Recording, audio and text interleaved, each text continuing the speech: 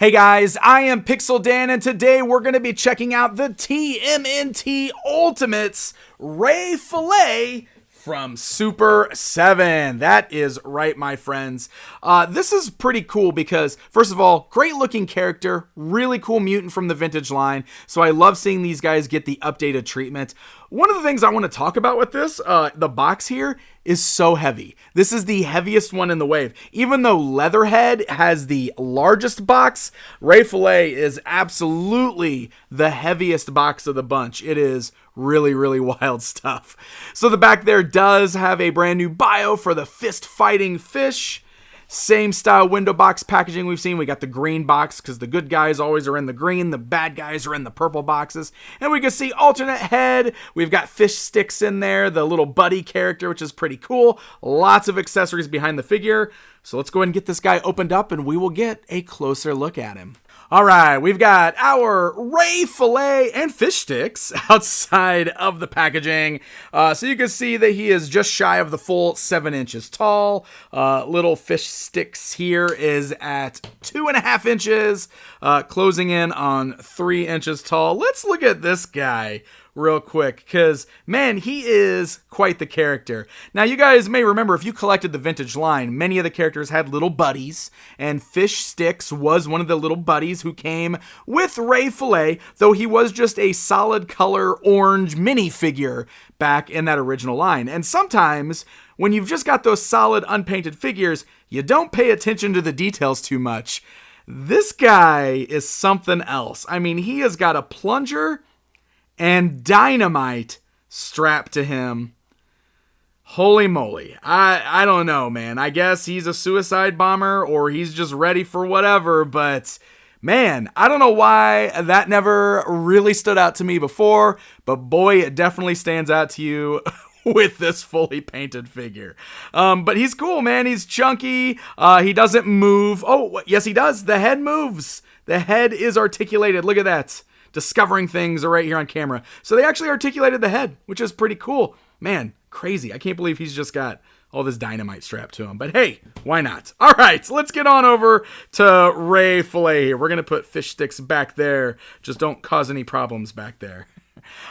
This figure looks great. I mean, he looks fantastic. Ray Filet was one of the very cool figures in that original line. He always stood out to me as just one of the best looking mutants, hands down. And I really think they did a fantastic job of updating that sculpt here. If you look at his back, you can see that big manta ray fin opened up, the little tail coming down here. So this is made of a very pliable, very rubbery kind of plastic that's attached to his back there.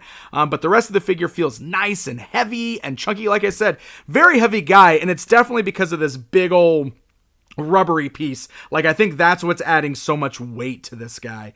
But I love all the little details here. Like, I love the textures in the wetsuit that he's wearing. You can see the little zippers on the sleeves where they're slightly unzipped. You got the little manta ray on his belt. Good textures going on there. Of course, he's wearing big old flippers there, which are bright green. He's got his little watch on, probably a waterproof watch. Really, really cool. Well, I just knocked a hand straight out of socket. How about that?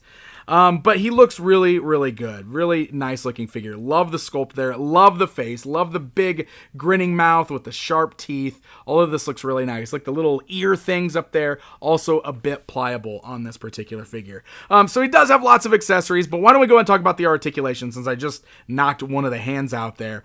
So the head is on that ball joint there. You can easily remove the head, just pop it right off. This is going to come into play with the interchangeable head that I'm going to show you in just a bit, but you can see there's a bit of a dip there, and the way that works, it's like kind of down in the neck, so you can snap that on in place. It does roll around. It looks left and right. The arms can go outwards, forwards, backwards. You got a swivel at the elbow, a single joint at the elbow, swivels at the wrist, and hinges at the wrist. Interesting to note that the hinges allow his hands to move up and down instead of in and out.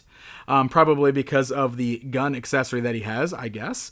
You got the waist there, which can turn. It can kind of move around, but it mostly just turns left and right there. You do have the ball-like joints at the legs, the hinge joints there, so the legs can go outwards, forwards, backwards at the thighs.